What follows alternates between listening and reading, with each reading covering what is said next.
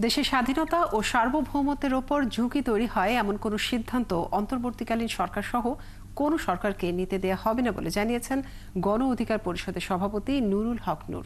বৃহস্পতিবার সন্ধ্যায় সাভারের আশুলিয়ার জিরাবতে দেওয়ান ইদ্রিস উচ্চ বিদ্যালয় ও কলেজ মাঠে বাংলাদেশ শ্রমিক অধিকার পরিষদের আয়োজিত শ্রমিক সমাবেশে তিনি কথা বলেন।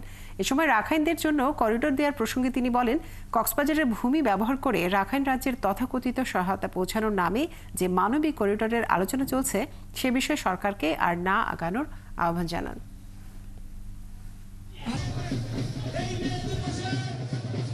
রাজনৈতিক দল সমূহকে বলবো, বন্ধুগণ, নির্বাচন কবে হবে আমরা কিন্তু জানি না।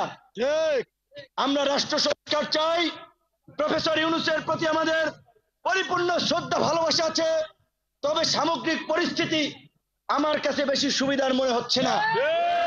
দেশের স্বাধীনতা সার্বভৌমত্বের উপরে ঝুঁকি তৈরি হয় এমন কোন সিদ্ধান্ত অন্তর্বর্তীকালীন সরকার কিংবা কোন সরকারকে আমরা নিতে দেব না।